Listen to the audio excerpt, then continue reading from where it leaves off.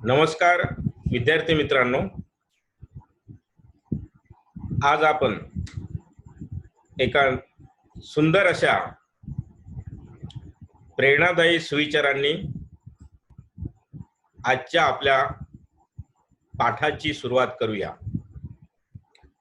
असं म्हणतात विद्यार्थी मित्रांनो की उडत्या पाखरांना परतीची तमा नसावी।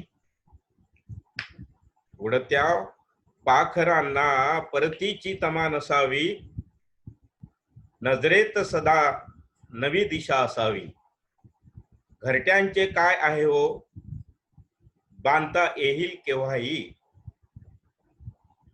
घरट्यांचे काय आहे हो, बांधता येईल केव्हाही। परंतु क्षितिजा पलीकडे जाण्याची विद्यार्थी मित्रांनो आपली जिद्द असावी। क्षितिजा पलीकडे जाण्याची विद्यार्थी मित्रांनो आपली जिद्द असावी। उडत्या पाखरांना परतीची तमा नसावी, परतीची तमा नसावी। याच बरोबर आपण आजच्या या सकाळच्या प्रेरणादायी सुविचाराने आजच्या पाठाची सुरुवात करूया। आज आपण प्रकरण नंबर 1 मधील सहकारी संस्थेची जी संघटनात्मक रचना आहे त्या संघटनात्मक रचनेमधला दुसरा महत्त्वाचा घटक म्हणजे व्यवस्थापन समिती किंवा संचालक मंडळ किंवा कार्यकारी मंडळ म्हणजेच मॅनेजिंग कमिटी किंवा बोर्ड ऑफ डायरेक्टर्स याविषयीची माहिती अभ्यासूया। विद्यार्थी मित्रांनो, सहकारी संस्थेचा दैनंदिन कारभार पाहणारी जी संघटन रचना आहे त्या संघटनात्मक रचनेमधला पहिला घटक म्हणजे संस्थेचा सभासद किंवा संस्थेचे सदस्य। या संदर्भात आपण आतापर्यंत जवळपास 4 व्हिडिओच्या माध्यमाने सभासदांच्या संदर्भातली सविस्तर माहिती अभ्यासली की जे या प्रकरणामध्ये अत्यंत महत्त्वाची आहे। किंबहुना सहकारी संस्थेच्या संघटन रचनेमधला हा घटक सभासद हा सर्वोच्च असल्यामुळे सहकारी संस्थेच्या व्यवस्थापन संघटनेमधला महत्त्वाचा पहिला घटक आपण अभ्यासल्यानंतर आपण या संघटनात्मक रचनेमधला दुसरा महत्त्वाचा घटक म्हणजेच व्यवस्थापन समिती हा अभ्यासूया। व्यवस्थापन समिती म्हणजे काय, व्यवस्थापन समितीचा अर्थ, तिची रचना कशा पद्धतीची असते, सहकारी संस्थेच्या व्यवस्थापन समितीची कार्य कोणती, हा एक भाग आपण आजच्या या पाठांमध्ये अभ्यासूया। विद्यार्थी मित्रांनो, एखाद्या सहकारी संस्थेचा दैनंदिन कामकाज पाहण्यासाठी सहकारी संस्थेच्या सभासदांकडून व्यवस्थापन समितीची निवड करण्यात येतं। व्यवस्थापन समिती म्हणजेच सहकारी संस्थेचा दैनंदिन कारभार किंवा कामकाज पाहणारी समिती होय। या समितीच्या संदर्भात विद्यार्थी मित्रांनो आपण जर थोडी सविस्तर माहिती अभ्यासली तर पुढचा जो भाग आहे म्हणजेच सहकारी संस्थेच्या व्यवस्थापन समितीची कार्य, अधिकार आणि जबाबदाऱ्या या सर्व संदर्भातली माहिती आपल्याला अधिक सविस्तरपणे आणि सहज कळून येण्यास सोपं जाईल। म्हणून कार्यकारी समिती म्हणजे नेमकं काय, तर सर्वप्रथम पहिला संघटनात्मक रचनेमधला जो घटक आहे तो म्हणजे सभासद। आणि सभासद हे आपल्याला माहीतच आहे की सहकारी संस्थेचे खऱ्या अर्थाने मालक असतात। सहकारी कायदा 1960 मधील तरतुदीनुसार संस्थेच्या संपूर्ण व्यवस्थापनाची जबाबदारी सभासदांची असते, परंतु संस्थेचे सर्वच सभासद संस्थेचा दैनंदिन कारभार बघू शकत नाही किंवा संस्थेच्या दैनंदिन व्यवस्थापनात भाग घेऊ शकत नाही। त्याची अनेक कारणं आहेत की ज्यामुळे संस्थेचे सभासद कायद्यातील तरतुदीप्रमाणे दैनंदिन व्यवस्थापन पाहण्याचे अधिकार असले तरी ते संस्थेचा दैनंदिन कारभार किंवा कामकाज किंवा त्यालाच व्यवस्थापन असं म्हणतात, ते पाहण्यास असमर्थ ठरतात. कारण नंबर 1, सभासदांची संख्या विद्यार्थी मित्रांनो संस्थेच्या खूप असते, अमर्यादित संख्या असते किंवा असंख्य असते सभासद. नंबर 2चं कारण की जे सभासद संस्थेचा दैनंदिन व्यवस्थापन का बघू शकत नाहीत, कारभार पाहण्यास ते असमर्थ का ठरतात, ते म्हणजे सभासद हे संस्थेच्या कार्यक्षेत्रात दूर दूर विखुरलेले असतात. नंबर 3, सहकारी संस्थेच्या सभासदांचा वैयक्तिक काही कौटुंबिक व्याप असतो त्यांच्या पाठीमागे, त्यांचं शेती व्यवसाय, नोकरी किंवा इतर काही अन्य कारणांमुळे सभासद हे सहकारी संस्थेचे दैनंदिन कामकाज पाहण्यास असमर्थ ठरतात. म्हणून सभासद दर 5 वर्षानंतर लोकशाही पद्धतीने आपले प्रतिनिधी संस्थेवर निवडून देतात. त्या निवडलेल्या प्रतिनिधींना संचालक असे म्हणतात किंवा व्यवस्थापन समितीचे सदस्य असे म्हणतात. आणि जे संस्थेचे संचालक संस्थेवर एकूण निवडून दिले जातात, त्या निवडलेल्या एकूण सर्व संचालकांना एकत्रितपणे त्या संचालकाच्या समूहास व्यवस्थापन समिती किंवा संचालक मंडळ असं म्हटलं जातं. म्हणजे थोडक्यात व्यवस्थापन समिती म्हणजे या पाठ्यपुस्तकाच्या पेज नंबर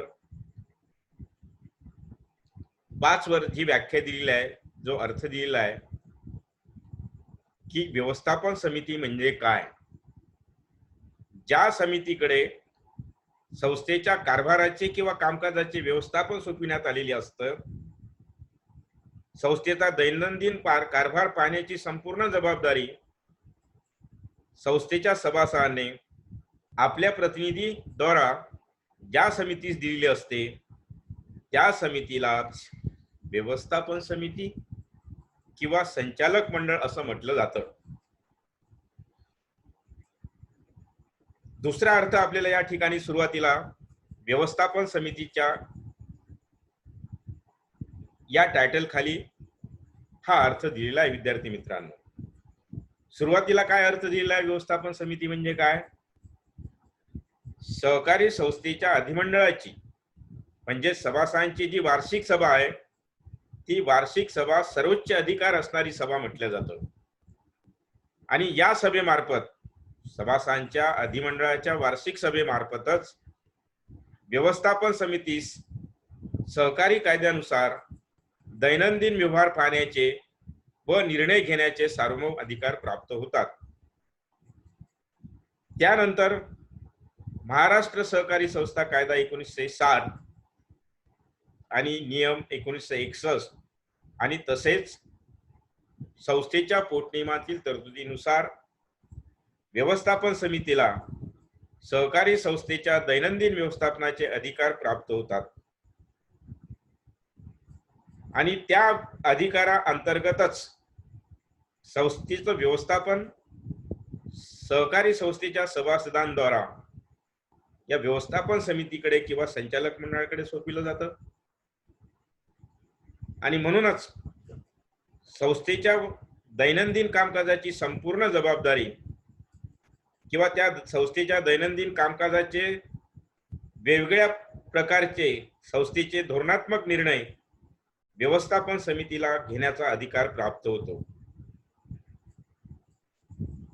विद्यार्थी मित्रांनो,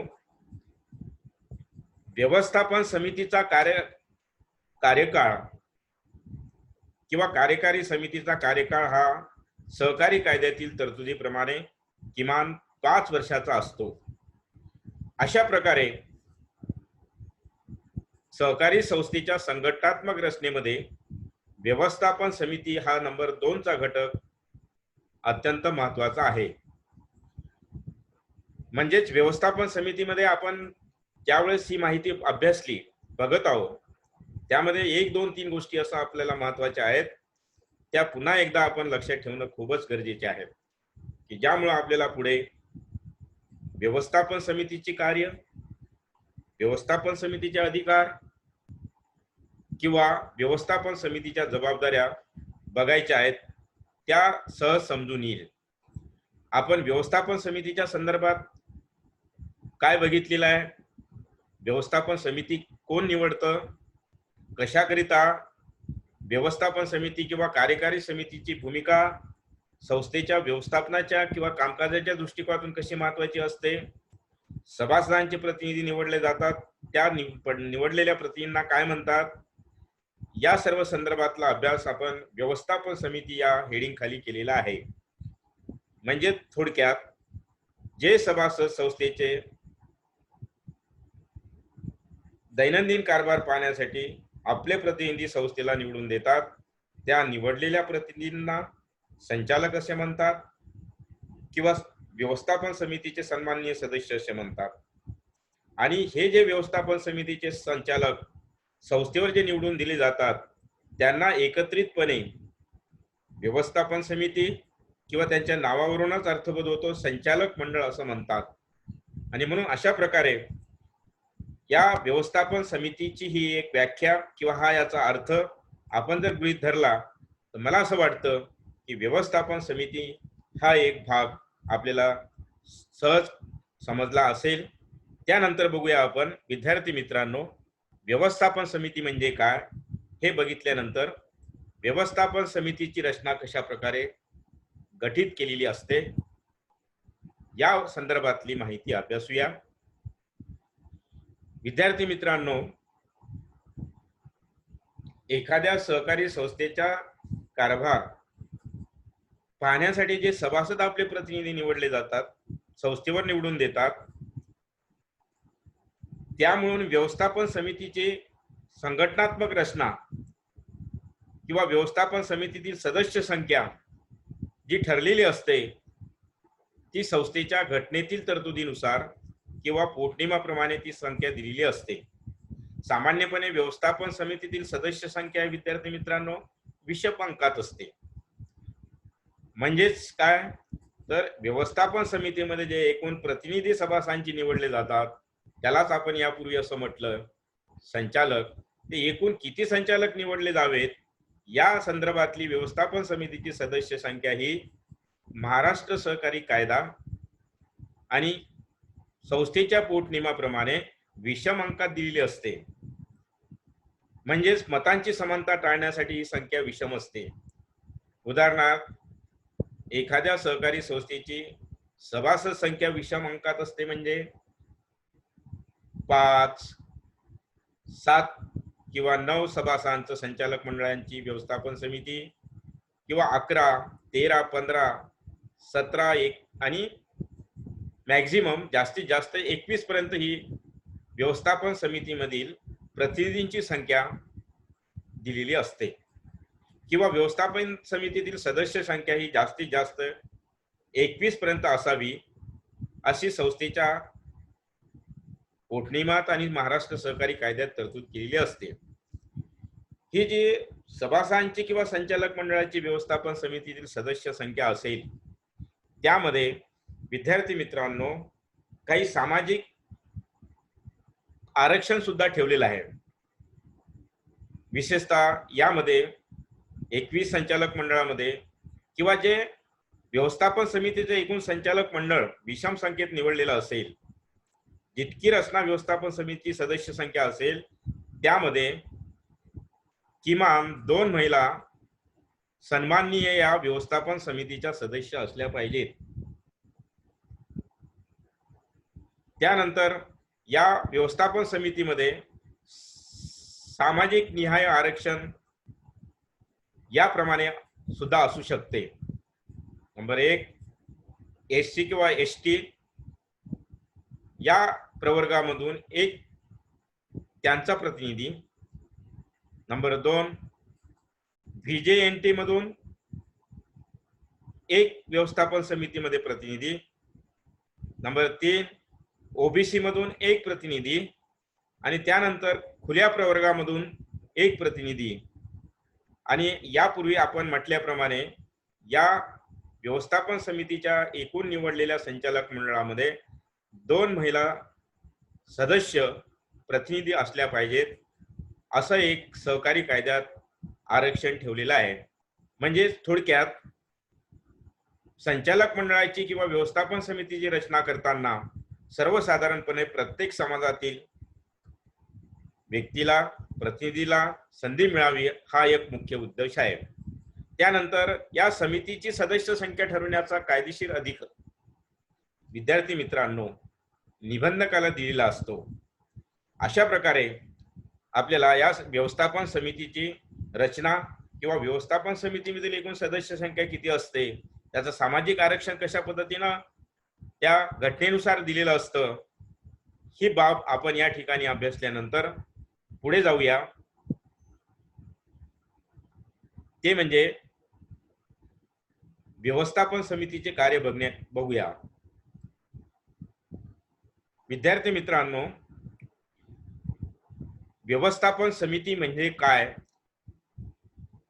हा भाग आपण समजून घेतल्यानंतर सहकारी संस्थेचा दैनंदिन कारभार सभासदांकडून व्यवस्थापन समितीला सुपूर्द केल्यानंतर महाराष्ट्र सहकारी कायदा 1960 मधील तरतुदीनुसार आणि संस्थेच्या पोटनियमाप्रमाणे व्यवस्थापन समितीला विविध प्रकारची कार्य करावी लागतात. ते या पाठ्यपुस्तकाच्या प्रकरणाच्या या चार्टच्या आधारे आपण समजून घेऊया. विद्यार्थी मित्रांनो, हा चार्ट आपल्याला जो समोर दिसतो आहे, आपल्या समोर आहे, ते म्हणजे व्यवस्थापन समितीचे कार्य. म्हणून व्यवस्थापन समितीचे कार्य म्हणजे त्याला पर्यायी शब्द संचालक मंडळाची कार्य असं पण लक्षात ठेवायला हरकत नाही, किंवा कार्यकारी समितीचे कार्य किंवा कार्यकारी मंडळाची कार्य. नंबर 1 ते 10 पर्यंतची ही कार्य व्यवस्थापन समितीची या ठिकाणी आपल्याला या चार्ट मध्ये समोर दिलेली आहेत. या सर्व कार्यांचा आपण टू द पॉइंट नंबर 1 पासून तर 10 पर्यंत थोडक्यात त्याचा अभ्यास करूया. व्यवस्थापन समितीला रितसर त्याची निवड झाल्यानंतर संचालक मंडळाला सहकारी संस्थेच्या कामकाजाबाबत, व्यवस्थापनाबाबत, कारभाराबाबत कोणकोणती कार्य करावी लागतात या सर्व संदर्भात आपल्याला 1 ते 10 या पॉइंटच्या अनुषंगाने आपण त्याची माहिती अभ्यासूया. पॉइंट नंबर 1, सहकारी संस्थेच्या सभासदांच्या सभेत घेतलेल्या ध्येय धोरणांची अंमलबजावणी करणे. नंबर 2, ज्या सभासदांनी सभासदत्व मिळण्यासाठी संस्थेमध्ये प्रवेश अर्ज दाखल केला त्या प्रवेश अर्जास किंवा सभासदत्वासंबंधीच्या अर्जास संचालक मंडळाने किंवा व्यवस्थापन समितीने मान्यता देणे. 3, सहकारी संस्थेच्या कार्यालयीन कर्मचाऱ्यांची नेमणूक करणे. 4, सहकारी संस्थेच्या भागभांडवलात वाढ करणे. 5, सहकारी संस्थेच्या निधीमध्ये म्हणजेच फंडिंग मध्ये वाढ करणे. 6, सहकारी संस्थेतील कर्मचाऱ्यांच्या किंवा सेवकांच्या तक्रारीचे निवारण करणे किंवा कर्मचाऱ्यांच्या तक्रारी सोडविणे. 7, सहकारी संस्थेच्या सभासदांच्या तक्रारीचे निवारण करणे. 8, सभासदांचे हितसंरक्षण करणे. 9वा पॉइंट दिलेला आहे विद्यार्थी मित्रांनो की सहकारी संस्थेच्या निवडणुकांचे आयोजन करणे. आणि नंबर 10 हा शेवटचा पॉइंट आहे चार्ट मध्ये जे अभ्यासत आहोत, सहकारी संस्थेच्या सभासदांच्या किंवा त्यालाच म्हणतात अधिमंडळाच्या सभांचे आयोजन करणे. ही सर्व पॉइंट्स आपण त्या पॉइंटचं विश्लेषण थोडक्यात पुन्हा एकदा समजून घेऊया. पॉइंट नंबर 1,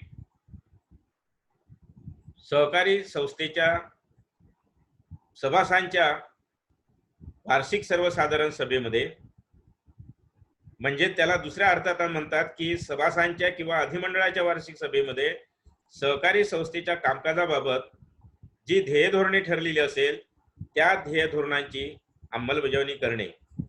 विद्यार्थी मित्रांनो, संस्थेचा दैनंदिन कारभार पाहण्यासाठी सभासदांच्या सभांमध्ये जी काही निर्णय घेतले असेल, जी ध्येय धोरणे ठरविली असेल त्या ध्येय धोरणांचा सहकारी संस्थेच्या कार्यालयातील प्रशासकीय अधिकाऱ्यांच्या मदतीने त्या ध्येय धोरणांची अंमलबजावणी करण्याचे कार्य व्यवस्थापन समितीला करावं लागतं. नंबर 2, सहकारी संस्थेच्या कार्यक्षेत्रात जी व्यक्ती राहणारी आहे, सभासत्वाच्या ज्या व्यक्तीने अटींची पूर्तता केलेली आहे आणि ज्या व्यक्तीने सहकारी संस्थेकडे सभासत्वासाठी अर्ज केलेला आहे, अशा संस्थेच्या सभासदाला सभासत्व देण्याविषयी किंवा त्या सभासदाचे सभासत्व मान्यता करण्याविषयी हा निर्णय घेण्याचा अधिकार संचालक मंडळाला असतो. विद्यार्थी मित्रांनो, आपण सभासदांच्या पात्रता ज्या अभ्यासलेल्या आहेत, त्यामध्ये ज्या सभासदाने किंवा जे पात्र आहेत किंवा ज्या व्यक्तीने सभासत्वासंबंधीच्या अटी पूर्ण केलेल्या आहेत, त्या व्यक्तीने स्वेच्छेने आपला अर्ज सभासत्वासंबंधीचा व्यवस्थापन समितीच्या सभेपुढे ठेवला असेल तर तो अर्ज सभासत्वासंबंधीचा योग्य असेल, परिपूर्ण असेल आणि अर्जासोबत सभासत्वासंबंधीचं प्रवेश शुल्क किंवा किमान भागभांडवलची रक्कम भरलेली असेल तर व्यवस्थापन समितीच्या सभेत किंवा संचालक मंडळाच्या सभेत अशा अर्जावर विचार होऊन त्या सभेमध्ये सभासत्व देण्यासंदर्भातला संचालक मंडळाच्या सभेत ठराव मंजूर केला जाऊ शकतो. म्हणजेच ठराव मंजूर केल्यानंतर संचालक मंडळाच्या सभेत सभासत्वाचा निर्णय सभासत्वासाठीचा अर्ज मिळाल्यापासून 3 महिन्याच्या आत घेतला पाहिजे अशी कायदेशीर तरतूद आहे. आणि त्यानंतर विद्यार्थी मित्रांनो, सभासत्वासंबंधीचा संचालक मंडळाच्या सभेत निर्णय झाल्यानंतर किमान 15 दिवसाच्या आत संबंधित व्यक्तीला किंवा सभासदाला आपले सभासत्व मंजूर झाले किंवा नाही या संदर्भात किमान निर्णय घेतल्यापासून सभासत्वासंबंधीचा संचालक मंडळाच्या सभेत किमान 15 दिवसाच्या आत संबंधित व्यक्तीला कळविले पाहिजे अशी कायदेशीर तरतूद आहे.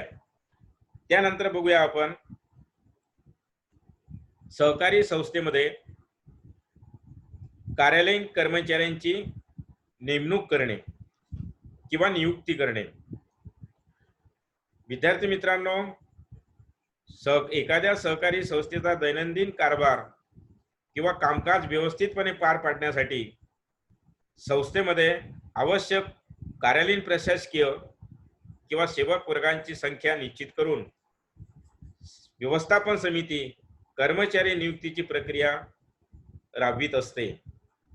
एखाद्या संस्थेत, एखाद्या सहकारी बँकांमध्ये किंवा सहकारी साखर कारखान्यांमध्ये जर नोकर भरती करायची असेल, कार्यालयीन कर्मचाऱ्यांची नियुक्ती करायची असेल तर काय प्रोसिजर आहे? तर त्यामध्ये नंबर 1, कार्यालयामध्ये रिक्त असलेल्या कर्मचाऱ्यांची वर्तमानपत्रात जाहिरात किंवा ऍडव्हर्टाइजमेंट संस्थेला पब्लिश करावी लागते. नंबर 2, कार्यालयात ज्या कर्मचाऱ्यांची नियुक्ती करायची असेल त्या पात्र किंवा त्या संबंधित पोस्टचे ऍप्लिकेशन संस्थेला मागवावी लागतात. म्हणजे अर्ज मागविणे, संस्थेच्या दैनंदिन किंवा दैनिक वर्तमानपत्रात जाहिरात देणे, त्या उमेदवाराकडून त्या पदासाठी जाहिरातीप्रमाणे अर्ज मागविणे, अर्ज कार्यालयात आल्यानंतर अर्जाची छाननी करणे किंवा त्या अर्जाचं व्हेरिफिकेशन करणे, उमेदवारांनी आपले अर्ज जाहिरातीनुसार संस्थेमध्ये दाखल केले किंवा नाही, त्यानंतर अर्जाची छाननी झाल्यानंतर संबंधित ज्या उमेदवारांचे अर्ज नीट क्लिअर जाहिरातीनुसार असेल त्यांना इंटरव्ह्यू कॉल पाठविणे किंवा संबंधित पदासाठी मुलाखत पत्र पाठविणे. मुलाखत पत्र पाठविल्यानंतर त्या संबंधित मुलाखतीची तारीख ठरल्यानंतर त्या तारखेला संबंधित उमेदवाराच्या त्या पदासाठी इंटरव्ह्यू घेणे किंवा मुलाखती घेणे आणि त्यानंतर गुणवत्तेनुसार सहकारी संस्थेच्या कार्यालयामध्ये कर्मचाऱ्यांची नेमणूक करणे, त्याची वेतन ठरविणे किंवा त्या संबंधित अधिकाऱ्याला किंवा कर्मचाऱ्याला संस्थेच्या अध्यक्षाच्या सहीनिशी अपॉइंटमेंट लेटर किंवा नियुक्तीपत्र पाठविणे व त्यांच्या सेवा शर्ती ठरविणे इत्यादी प्रकारची कार्य कार्यालयीन कर्मचाऱ्यांच्या नियुक्ती संदर्भात व्यवस्थापन समितीला करावी लागते. विद्यार्थी मित्रांनो, हे या संस्थेच्या व्यवस्थापन समितीचं अत्यंत महत्वाचं कार्य आहे. त्यानंतर बघूया आपण व्यवस्थापन समितीला अजून संस्थेच्या भागभांडवलात वाढ करण्याचं कार्य करावं लागतं. विद्यार्थी मित्रांनो, सहकारी संस्थेला आवश्यकता असेल तर सभासदांच्या किंवा अधिमंडळाच्या वार्षिक किंवा विशेष सर्वसाधारण सभेत भाग भांडवल वाढीबाबतचा ठराव मंजूर करून तो निबंधकाकडे पाठवावा लागतो. यावर निबंधक भागभांडवल वाढ करण्याबाबत निर्णय घेऊ शकतो आणि जर निबंधकाच्या मान्यतेनुसार व्यवस्थापन समिती भाग भांडवल वाढविण्यासंदर्भात पुढील कारवाई करत असतो. विद्यार्थी मित्रांनो, आज संस्थेच्या सभासदांच्या गरजांची पूर्तता करण्याच्या दृष्टिकोनातून संस्थेला इतर बाकी खर्च करण्यासाठी संस्थेसाठी अंतर्गत मार्गाने जर भांडवल कमी पडत असेल तर बाह्य मार्गाने त्याला भांडवलाची उभारणी करण्याचं काम संस्थेला करावं लागतं. कारण भाग भांडवल संस्थेजवळ जर नसेल तर सभासदांच्या गरजांची पूर्तता व्यवस्थापन समिती करू शकणार नाही. म्हणून भाग भांडवलात वेगवेगळ्या मार्गाने वाढ करण्याचा प्रयत्न व्यवस्थापन समितीला करावा लागतो. त्यानंतर सहकारी संस्थेच्या फंडिंग मध्ये वाढ करणे किंवा निधीमध्ये वाढ करणे असे म्हणतात. यानंतरचं कार्य व्यवस्थापन समितीचे विद्यार्थी मित्रांनो, सहकारी संस्था अर्थक्षम करण्यासाठी संस्थेच्या निधीमध्ये म्हणजेच फंडिंग मध्ये वाढ करण्याचं कार्य व्यवस्थापन समितीला करावं लागतं. संस्थेचं भागभांडवल किंवा संस्थेची जर निधी वाढवायचा असेल, फंडिंग किंवा संस्थेची बाजू अर्थक्षम करण्यासाठी, आर्थिक बाजू मजबूत करण्यासाठी संस्थेला बाह्य मार्गाने सभासदांकडून किंवा बिगर सभासदांकडून ठेवी स्वीकारणे, सभासदांकडून किंवा इतर बँकांकडून वित्तीय संस्थांकडून कर्ज घेणे, राज्य सरकारकडून आर्थिक मदत घेणे आणि वेगवेगळ्या देणगीदारांकडून देणगी स्वीकारणे म्हणजे इत्यादी बाह्य मार्गाने संस्थेला भांडवल उभारणी करून आपल्या संस्थेच्या निधीमध्ये किंवा फंडिंग मध्ये वाढ करण्याचे काम करावं लागतं. त्यानंतर आपण बघूया नंबर 6, सहकारी संस्थेच्या कर्मचाऱ्यांच्या तक्रारीचं निवारण करणे. विद्यार्थी मित्रांनो, सहकारी संस्थेचा दैनंदिन कारभार हा कार्यालयीन प्रशासकीय कर्मचाऱ्यांच्या माध्यमाने चालत असतो. या कर्मचाऱ्यांच्या आपल्या कामाच्या संदर्भात सेवेविषयी काही तक्रारी व मागण्या असू शकतात. त्या तक्रारी किंवा त्या सूचनांकडे सभासदांच्या किंवा कर्मचाऱ्यांच्या व्यवस्थापन समितीकडे योग्य लक्ष दिले गेले पाहिजे.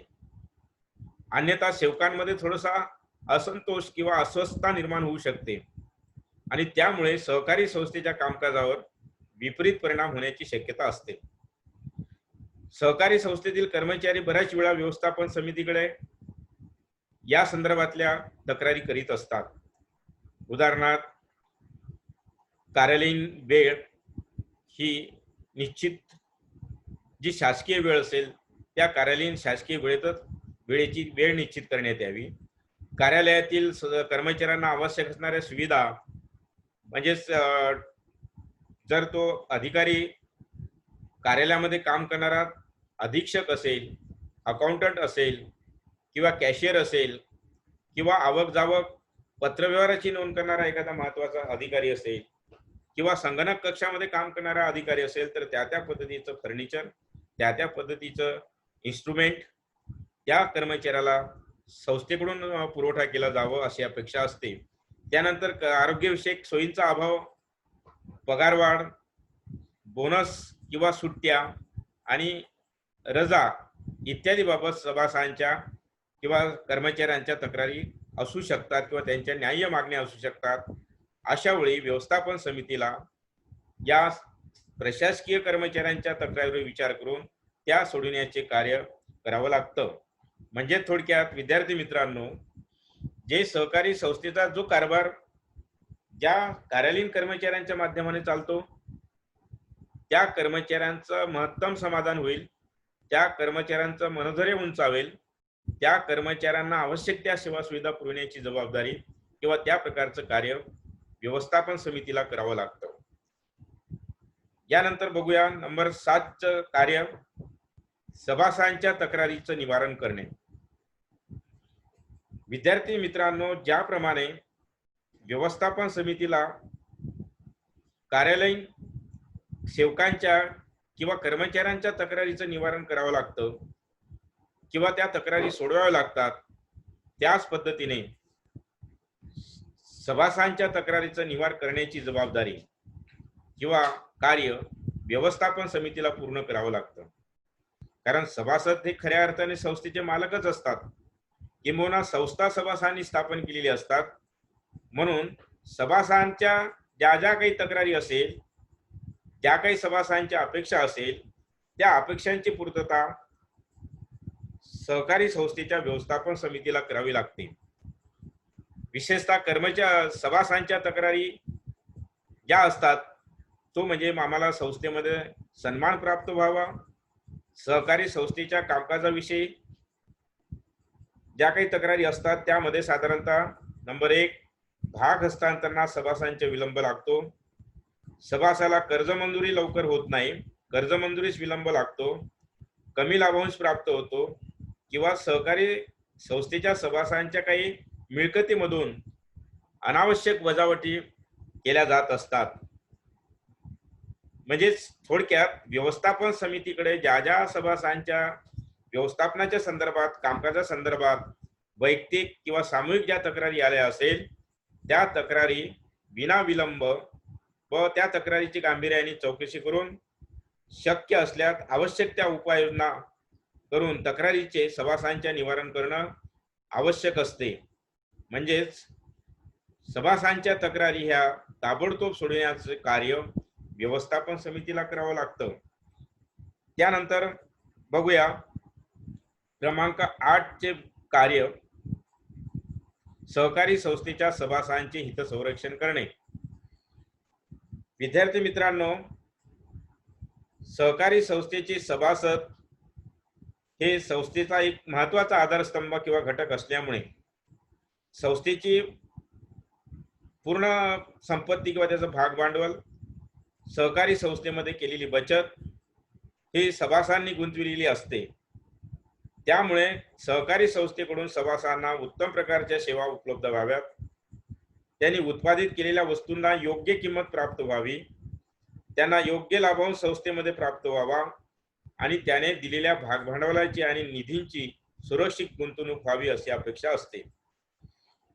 सभासदांनी व्यवस्थापन समितीवर दाखविलेल्या विश्वासात पात्र राहणे हे व्यवस्थापन समितीचे कर्तव्य आहे. किंबहुना सभासदांचं हित जपणं, सभासदांचा विकास करणे किंवा सर्वसामान्य सहकारी संस्थेच्या सभासदांचा सामाजिक आणि आर्थिक दर्जा उंचावणं हे व्यवस्थापन समितीचं एक महत्वाचं कर्तव्य असतं. म्हणून या संदर्भात व्यवस्थापन समितीला सभासदांचं हित जपण्याच्या संदर्भात व सुरक्षित ठेवण्यासाठी कार्य करावं लागतं. यानंतर बघूया विद्यार्थी मित्रांनो, निवडणुकांचे आयोजन हा मुद्दा. संस्थेच्या सर्व निवडणुका घेणे तसेच मुदत संपण्यापूर्वी निवडणुका घेण्याबाबत राज्य सहकारी निवडणूक प्राधिकरण तसेच निबंधकास कळवण्याची जबाबदारी आणि मुदत संपण्यापूर्वी निवडणूक घेण्याचे काम व्यवस्थापन समितीला करावे लागते. म्हणजे थोडक्यात ज्या ज्या सहकारी संस्थेच्या कार्यकारी मंडळाच्या किंवा संचालक मंडळाच्या किंवा व्यवस्थापन समितीची मुदत संपल्यानंतर किंवा संस्थेचा कार्यकाळ संपल्यानंतर त्या संस्थेच्या संचालक मंडळाची मुदत संपण्यापूर्वी निवडणुका घेण्याबाबत राज्य सहकारी निवडणूक प्राधिकरण किंवा निबंधकास कळवण्याची जबाबदारी ही व्यवस्थापन समितीची असते. त्यानंतर आपण व्यवस्थापन समितीचे कार्य हा शेवटचा पॉइंट बघूया की व्यवस्थापन समितीने कायद्यातील तरतुदीप्रमाणे अधिमंडळाच्या म्हणजे सभासदांच्या वार्षिक व विशेष सभा बोलण्याच्या संदर्भात सभांचे आयोजन केले गेले पाहिजे. विद्यार्थी मित्रांनो, सहकारी संस्थेचा आर्थिक वर्ष संपल्यानंतर सभासदांच्या अधिमंडळाची वार्षिक सर्वसाधारण सभा दरवर्षी बोलवली पाहिजे अशी कायदेशीर तरतूद आहे. म्हणून त्या पद्धतीने व्यवस्थापन समितीने सहकारी कायद्यातील नियमाप्रमाणे सभासदांच्या म्हणजेच अधिमंडळाच्या वार्षिक व सभासदांच्या म्हणजेच अधिमंडळाची विशेष सभा बोलण्याची जबाबदारी पार पाडावी लागते. सभेची सूचना मिळण्याचा अधिकार असणाऱ्या प्रत्येक व्यक्तीला सभेची सूचना व कार्यक्रम पत्रिका पाठविणे, सभेच्या सूचनेबरोबर वार्षिक अहवाल, संस्थेच्या कामकाजाचा वार्षिक अहवाल, ऑडिटर्स रिपोर्ट किंवा हिशोब तपासणीचा अहवाल पाठविणे इत्यादी कार्य व्यवस्थापन समितीला करावी लागतात. म्हणजे थोडक्यात एखाद्या संस्थेचा दैनंदिन कारभार सुरळीतपणे आणि नियमबद्ध व सहकारी कायद्यातील तरतुदीप्रमाणे पार पाडण्यासाठी सभासदांच्या वार्षिक व विशेष सभांचे आयोजन करण्याची जबाबदारी किंवा त्या प्रकारचं कार्य व्यवस्थापन समितीला करावं लागतं. कारण जेव्हा एखाद्या संस्थेचा दैनंदिन कारभार लोकशाही पद्धतीने चालतो तेव्हा विद्यार्थी मित्रांनो त्या ठिकाणी सहकारी संस्थेच्या सभांना विशेष महत्व असतं. सभेचं कामकाज किंवा सभासदांच्या सभागृहांमध्ये जे धोरणात्मक निर्णय ठरले असेल, जे कामकाज झालं असेल, जे ध्येय धोरण ठरली असेल त्या सर्वांचं अंमलबजावणी संस्थेच्या व्यवस्थापन समितीला करावी लागते. म्हणून सहकारी संस्थेच्या सभासदांच्या वार्षिक व सभासदांच्या विशेष सभांचं आयोजन करावं लागतं.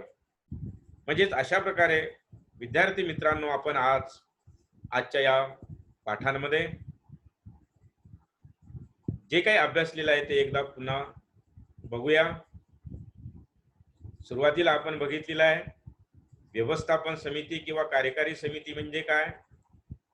या व्यवस्थापन समितीची भूमिका संस्थेच्या कामकाजामध्ये व्यवस्थापनामध्ये कशी महत्वाची असते, संस्थेची व्यवस्थापन समितीची निवड कोण करतं, कशाकरिता, या व्यवस्थापन समितीच्या निवड करण्यासंदर्भात सहकारी कायद्यातील काय काय तरतुदी आहे, त्यानंतर या समितीला संस्थेमध्ये सभासदांकडून सर्वोच्च अधिकार प्राप्त झाल्यानंतर या समितीला संस्थेचा दैनंदिन कारभार पाहताना कोणकोणती कार्य करावी लागतात, त्यानंतर व्यवस्थापन समितीची रचना कशी असते, सहकारी कायद्यातील तरतुदीप्रमाणे संस्थेच्या पोटनियमाप्रमाणे हा सुद्धा भाग आपण अभ्यासलेला आहे. व्यवस्थापन समितीची कार्य आपण आतापर्यंत जवळपास क्रमांक 1 पॉइंट त्या चार्टच्या आधारे बघूया. व्यवस्थापन समितीचे कार्य किंवा संचालक मंडळाची कार्य म्हणजेच क्रमांक 1 ते 10 पर्यंतची जे पॉइंट अभ्यासली त्याचा थोडक्यात आढावा घेतलेला आहे आपण. आणि अशा प्रकारे विद्यार्थी मित्रांनो आपण आजच्या या पाठात आजच्या या ऑनलाईन टीचिंग मध्ये जी व्यवस्थापन समितीच्या संदर्भात जी माहिती अभ्यासली ती माहिती बोर्डाच्या दृष्टिकोनातून अत्यंत महत्वाची आहे. म्हणून आजचा हा जो भाग आहे व्यवस्थापन समिती म्हणजे काय, कार्यकारी समिती म्हणजे काय, तिची रचना कशा पद्धतीची केलेली असते आणि व्यवस्थापन समितीला सहकारी संस्थेचा दैनंदिन कारभार किंवा व्यवस्थापन किंवा कामकाज बघताना कोणकोणती कार्य करावी लागतात, हे 3 प्रश्न अत्यंत महत्वाची आजच्या या पाठांमध्ये आपण अभ्यासलेले आहे.